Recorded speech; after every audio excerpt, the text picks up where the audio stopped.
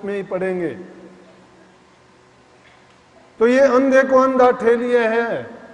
हम शास्त्रों की दुहाई देने वाले उन शास्त्रों की बातों को पकड़ के उनके गुलाम बन के अंधी दौड़ में लगे हुए हैं पीछे।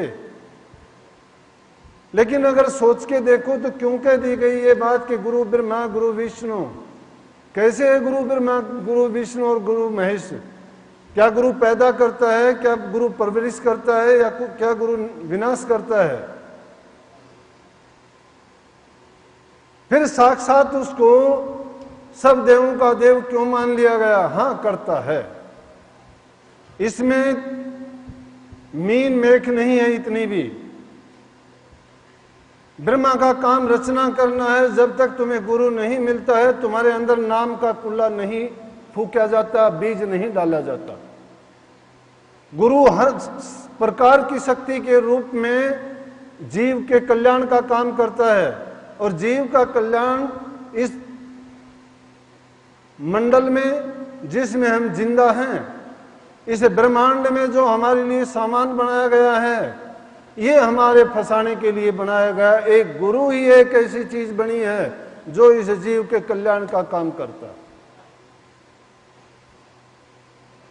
गंगा से जैसे पाप का विनाश हो जाता है, चंद्रमा से ताप का विनाश हो जाता है, और कल्पतरु के वृक्ष से इंसान की सभी मनोकामनाएं पूरी हो जाती हैं, लेकिन गुरु अकेले से सारे संसार की जो भी तुम्हारी इच्छा है सब पूरी हो जाएगी।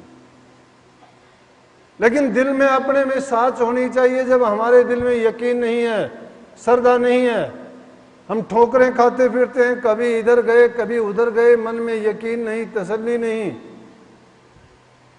गुरु को क्या रूप में समझते हैं? गुरु की पूजा की बात दूर रही, गुरु को तो हम तिनके के समान भी नहीं मानते। अरे गुरु करके गुरु से चालाकी करते हैं। किस गुरु पर्व को मनाओगे, किस गुरु की पूजा करोगे? स्वामी जी महाराज ने कितनी लंबी चौड़ी बात लिखी कि गुरु की कर हरदम पूजा, गुरु समान कोई देव ना दूजा। निस्संदेह बात सही है, लेकिन गुरु में तो हम गुण अवगुण देखते हैं। गुरु में से तो मतलब गांठते हैं, मतलब नहीं करता है तो गुरु है, मतलब नहीं निकलता तो गुरु क्या है? नौकर भी नहीं हमारा। क्यों कह दिया कबीर साहब ने? कबीर साहब आदि संत नहीं, कुल करता थे, मालिक स्वरूप थे वो।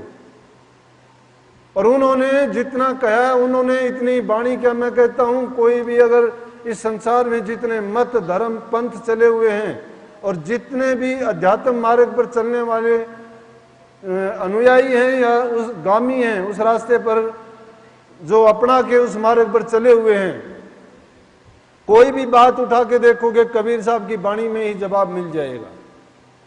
लेकिन वो खोजी को मिलता है, जिसको जिसकी चाह होती है वो उस चीज को तलाश करता है। इसीलिए कहा ना, गुरु गुरु में भेद है, गुरु गुरु में भाव, सोए सतगुरु बन, ये जो शब्द बतावे दाव। किस गुरु की पूजा करने के लिए कही गई है? जो इन सारी शक्तियों का गुरु कौन है? वो शब्द गुरु है। यूं दुनिया में गुरु तो माँ भी है, बाप भी है, भाई भी है, साथी भी है, स्कूल का अध्यापक भी है, पंडित भी है। जिससे हम जो काम सीखते हैं वही हमारा गुरु है। गुरु का सही शाब्दिक अर्थ लिया जाए तो गु नाम अंधेरे का है, रू नाम प्रकाश का है। जिस अज्ञान में हम रहते हैं, जिस अज्ञान में भटके हुए हैं, वो क्या है? गु है वो। लेकिन रू कौन है? जो उस अज्ञान को मिटा देता है, अंधकार से हमें निकाल देता है बाहर। और वो अंधकार हम में बाहर कब निकलेगा? जब नाम रूपी ज्योति, वो शब्द हमारे अंदर प्रकट हो जाएगा। जिस शब्द से पूरी धरती, पृथ्वी, आकाश, सारी पूरियां, सारे भवन, सारे जीव जंतु और सब ब्रह्मांड और मंडल बने हैं, उससे दूर कोई नहीं है। कोई भी भाषा बनी, बोलने की भाषा अगर नहीं बनती तो इंसान कुछ भी नहीं बता सकता था। एक वो शब्द ही था जिस शब्द के कारण हम सब इकट्ठे हैं। एक शब्द तुम्हें कहता है बैठ जाओ, आप बैठ जाते हो, शब्द है वो। अगर वो शब्द बैठने का नहीं होता, कोई खड़ा होता, कोई बैठता होता, कोई दूसरा काम करा होता।